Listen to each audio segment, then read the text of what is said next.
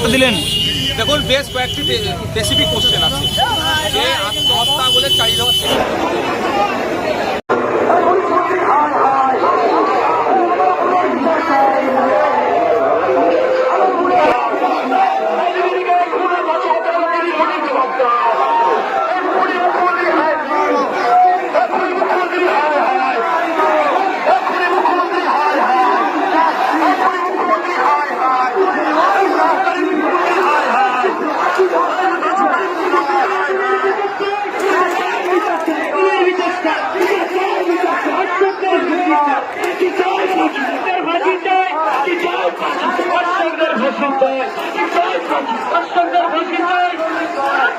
সরকারের আমলে দিকে দিকে খুন ধর্ষণ হচ্ছে কারা? মুখ্যমন্ত্রী জবাব দাও।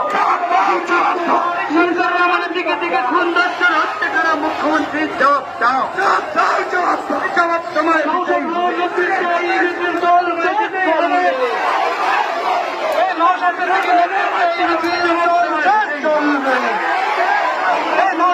নেতৃত্বে আমাদের সংগ্রাম, নৌসাদ ভাইজানের নেতৃত্বে আমাদের সংগ্রাম, নৌসাদের থেকে নেতৃত্বে ভাঙড়বাসীর সংগ্রাম।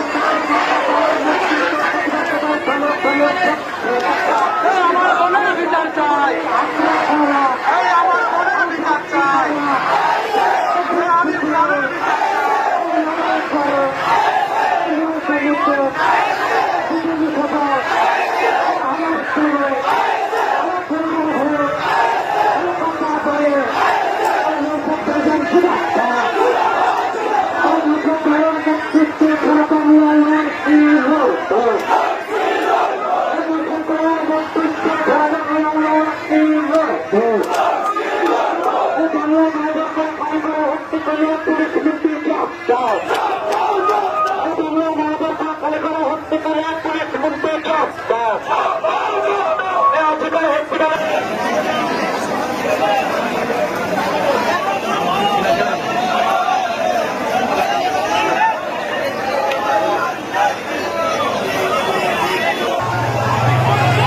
বার্তা দিলেন?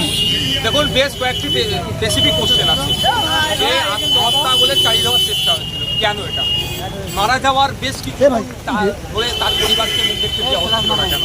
তাকে গোপন করা হচ্ছিল, কি রহস্যটা সেটা উদ্বোধন করতে হবে। যে অফিসারের সাথে যুক্ত আছে তাদেরকেও শাস্তি ব্যবস্থা করতে হবে। এই ধনঞ্জয়ের মতো সঞ্জয় হয়ে যাচ্ছে না তো? সঞ্জয়ের সাথে আর যারা আছে অবশ্যই বলছি, তাতে যদি আমার পানিশমেন্ট হয় হবে। একার কাণ্ড নয়, এর সাথে যারা যুক্ত আছে সঠিকভাবে তদন্ত করলে আমার বিশ্বাস যে তার ধরা পড়লে তাদেরকেও শাস্তির ব্যবস্থা করতে হবে। আজ সকালে চাকরি চাললে সন্দীপ ঘোষ সন্ধ্যে চাকরি পেয়ে যাচ্ছে, কারণ এর মধ্যে কী রহস্য আছে? যে হাসপাতালে যে বর্জ্যগুলো আছে সেগুলো দিয়ে দুর্নীতি হচ্ছে না, কী র্যাকেট ছিল, এটা কার কী কাহানি আছে সেটাও খুঁজে বার করতে হবে। তারা তদন্ত করছে এটা। আর সিবিআইয়ের কাছে 12 দিন হয়ে গেল, এখনো পর্যন্ত প্রোগ্রেস সে অর্থ দেখতে পাচ্ছি না। প্রয়োজনে সিবিআই যদি মনে করে এই ধরনের চোর পুলিশ খেলা খেলবে, তাহলে কিন্তু সিবিআই সিকিউ কমপ্লেক্স আমাদেরকে অভিযান করতে হবে, ঘেরাও করতে হবে।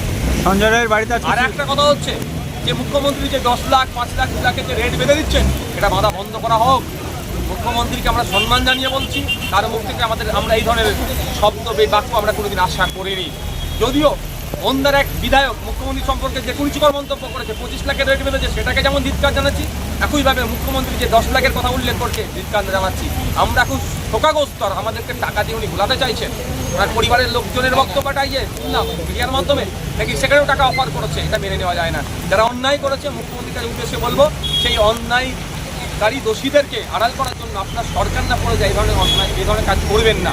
আপনার কাছ থেকে আমরা আশা করছি নিরপেক্ষতার সাথে কাজ করবেন। যদি এখন সিবিআই হাতে মামলা গিয়েছে, আর আমি অন ক্যামেরা বলছি, সিবিআই দ্রুত বিচার চার্জশিট করে কোর্টকে দিতে পারবে, রাজ্য সরকার যদি সহযোগিতা করে। আমি আশা করবো রাজ্য সরকার সহযোগিতা করবে সিবিআইকে। সঞ্জয় রায়ের বাড়িতে সিবিআই গেছিলেন, 1 ঘন্টা 15 মিনিট ঢুকলেন। ব্যাপারটা কি? এখানে অনেক কিছু হচ্ছে, অনেক সন্দেহ হচ্ছে যে হচ্ছে কি সিবিআই কাদের কথা শুনে চলছে, সেও প্রশ্ন থেকে যাচ্ছে।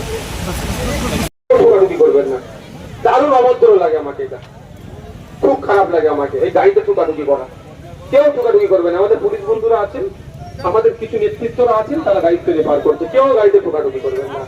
যারা এসেছেন আপনাদের বলবো, ঘুমিয়ে পড়লে হবে না, ঘুমিয়ে পড়লে হবে না, জেগে থাকতে হবে।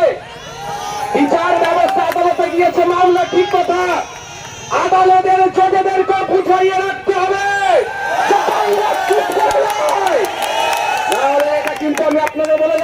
বললে হয়তো আমার নামে কন্ডেম হতে পারে, কিন্তু তিলোত্তমা আমাদের পরিবারের একজন। আমাকে বলতে বাধ্য হচ্ছে যদি আমরা চুপ করে যাই, কিন্তু আদালতেও কিন্তু কেসটা ঠান্ডা করে চলে যেতে পারে। আমরা ঠান্ডা করে যেতে দেবো না। আমরা তিলোত্তমা আমরা বিচার দেখতে চাই। যে অন্যায় করেছে তার সর্বোচ্চ বা তাদের সর্বোচ্চ শাস্তি হোক, এটা আমরা চাই। বুঝতে পারছেন তো? ওনারে ঠান্ডা করে পাঠিয়ে দেবে, ঠান্ডা করে পাঠিয়ে দেবে। বুঝতে পারছেন কি বলছি? যারা এসেছেন শান্তিপূর্ণ ভাবে, আপনারা এখান থেকে শান্তিপূর্ণ ভাবে আপনারা প্রস্থান করবেন। কারো প্ররোচনায় পা দেওয়ার দরকার নাই। যদি কেউ ওই সঞ্জয়ের পক্ষ নিয়ে আপনাদেরকে ডিস্টার্ব করে আমাদেরকে খবর জানাবেন। আমি এখান ভাঙড়ের ডিসির সাথে যোগাযোগ করব। ভাঙড়ের ডিসি স্যার যদি ব্যর্থ হয়, পাবলিক নিয়ে আমরা কি করতে একটু বুঝিয়ে দেবো। এবার অনেক হয়েছে, বিচার ব্যবস্থার প্রতি আস্থা রেখে বলছি, ডিসি স্যারকেও বলছি, অনেক হয়েছে। এগুলোকে বন্ধ করুন, এগুলোকে বন্ধ করুন। আপনাদের প্রতি আমরা অনেক ভরসা করছি, সেই ভরসাটা কোনোভাবেই না নষ্ট হয়ে যায় সেটা দেখবেন। রক্তদান শিবির করে মানুষের সাথে সম্পর্ক তৈরি করছেন, করুন না। আপনারা ডাক দিন না নিরপেক্ষ ভাবে। ভাঙড়ের মানুষ রক্তদান শিবির করে আজকে পশ্চিমবাংলা রেকর্ড করে রেখে দিয়েছে। নিরপেক্ষতা বজায় রেখে কাজ করুন না। কিন্তু দুর্ভাগ্যের বিষয় অনেক সমান না, কিছু কিছু অফিসারও দেখছি নিরপেক্ষতার অভাব হচ্ছে, সেটা তো আপনারা